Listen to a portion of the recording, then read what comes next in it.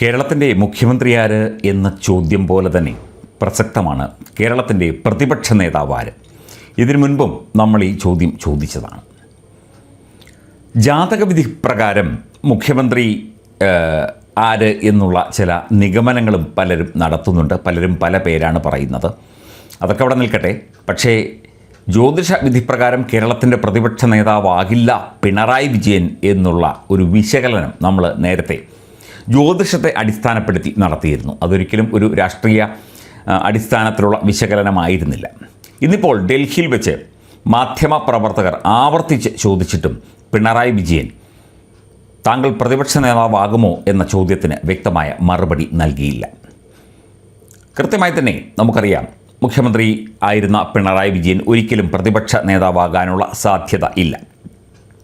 KN ബാലഗോപാലിനോ Muhammad റിയാസിനോ ഒക്കെ തന്നെയാണ് അതിനുള്ള സാധ്യത എന്ന് കാണുന്നു. മുഖ്യമന്ത്രിയായി സകലമാന സൗകര്യങ്ങളോടും കൂടി വലിയ അകമ്പടിയോടെ വിരാജിച്ചിരുന്ന മുഖ്യമന്ത്രി അല്ലെങ്കിൽ ഇപ്പോൾ പ്രതിപക്ഷത്തിരിക്കുന്ന പിണറായി വിജയൻ ഒരിക്കലും പ്രതിപക്ഷ നേതാവാകാനൊരു സാധ്യത കാണുന്നതേയില്ല. പ്രതിപക്ഷ നേതാവിന് ക്യാബിനറ്റ് റാങ്കുണ്ട്. മുഖ്യമന്ത്രി കഴിഞ്ഞാൽ അടുത്ത പദവിയാണ്. മാത്രമല്ല എല്ലാവിധ സർക്കാർ സൗകര്യങ്ങളും മറ്റു കാര്യങ്ങളും പ്രതിപക്ഷ നേതാവിന് ഉണ്ട് എന്നത് ഒരു വാസ്തവമാണ്. എന്നാൽ പോലും മുഖ്യമന്ത്രിക്ക് ഉള്ള അത്ര സൗകര്യങ്ങളോ മറ്റ് ആനുകൂല്യങ്ങളോ ഒന്നും പ്രതിപക്ഷ നേതാവിന് ഇല്ല. അപ്പോൾ ഈ 10 വർഷം സുഖ്യമാനായി സർവ്വവിധ സൗകര്യങ്ങളോടും കൂടി ഏകാധിപതിയായി ആജ്ഞകൾ മാത്രമിട്ട് എല്ലാവരെയും ഭയപ്പെടുത്തി വലിയ അകമ്പടിയോടുകൂടി ഇങ്ങനെ നടന്നിരുന്ന പിണറായി വിജയൻ ഒരു കാലത്തും പ്രതിപക്ഷ നേതാവാകാനുള്ള സാധ്യതയില്ല. മാത്രമല്ല സ്പീക്കറായി വരുന്നത് KK രമയോ അങ്ങനെയുള്ള ആളുകളോ ഒക്കെയാണെങ്കിൽ അവരെ സർ, മാഡം എന്ന് വിളിച്ചുകൊണ്ട് സംസാരിക്കാനോ ഒരു സാധ്യതയും ഏതായാലും പിണറായി വിജയൻ കാണുന്നില്ല. അല്ലെങ്കിൽ അതിന് അദ്ദേഹം തയ്യാറാകില്ല എന്ന് തന്നെയാണ് രാഷ്ട്രീയ വിദ്യാർത്ഥികളും രാഷ്ട്രീയ നിരീക്ഷകരും ഇപ്പോൾ കരുതുന്നത്. ഇപ്പോൾ പ്രതിപക്ഷ നേതാവിനെ തിരഞ്ഞെടുക്കാൻ വൈകി എന്ന് വിചാരിച്ച് കുഴപ്പമൊന്നുമില്ല. മുഖ്യമന്ത്രിയെ തിരഞ്ഞെടുക്കാനും അല്പം ദിവസം വൈകി എന്ന് വിചാരിച്ച് കുഴപ്പമൊന്നുമില്ല. കേരളത്തിൽ അതിൻ്റെ കാര്യങ്ങളൊക്കെ തന്നെ ഭംഗിയായി നടന്നുകൊള്ളും. എന്തായാലും ഈ മിണ്ടാട്ടം ഇല്ലാത്ത ഈ ഒരവസ്ഥ തുടരും എന്ന് തന്നെയാണ് മനസ്സിലാകുന്നത്.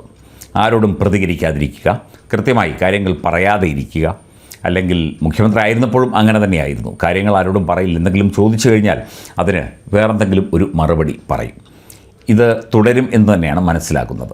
ഇതിനിപ്പോൾ അദ്ദേഹത്തെ കുറ്റപ്പെടുത്തിയിട്ട് കാര്യമില്ല. കാരണം അദ്ദേഹത്തിന് പറയാൻ ഒന്നും തന്നെ ഇല്ല എന്നതാണ് മറ്റൊരു യാഥാർത്ഥ്യം. മുഖ്യമന്ത്രി ആയിരുന്നപ്പോൾ എന്തെങ്കിലും പറയാനുണ്ടായിരുന്നു, ഇപ്പോൾ ഒന്നും തന്നെ പറയാനില്ല.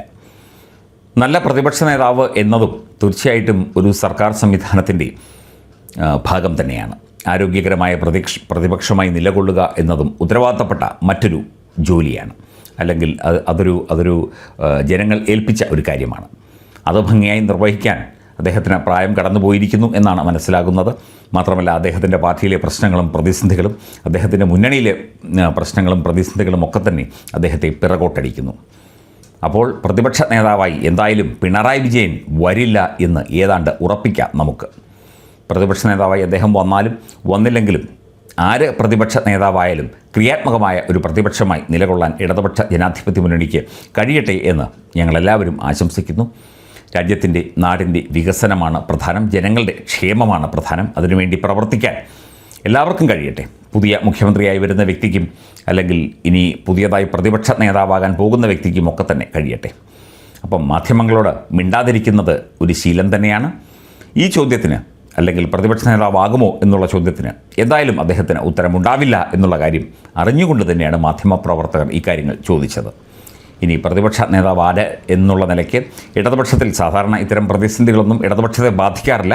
പക്ഷേ ഈ ഒരവസരത്തിൽ ഇടതുപക്ഷത്തെ ബാധിച്ചിരിക്കുന്നു എന്നുകൂടി ചില വാർത്തകൾ കേൾക്കുന്നു. കാരണം PA മുഹമ്മദ് റിയാസിന് പ്രതിപക്ഷ നേതാവായി ആയാൽ കൊള്ളാമെന്നുണ്ട്. പക്ഷേ KN ബാലഗോപാലാണ് സീനിയർ. അങ്ങനെയുള്ള ചില വിഷമ വൃത്തങ്ങളിലൂടെ ഇടതുപക്ഷവും കടന്നു പോവുകയാണ്. അതിനിടയ്ക്കാണ് മാധ്യമപ്രവർത്തകർ ചോദിക്കുന്നത് പിണറായി വിജയൻ പ്രതിപക്ഷ നേതാവാകുമോ എന്ന്. എന്തായാലും ഇല്ല എന്ന് തന്നെ നമുക്ക് ഉറപ്പിക്കാം.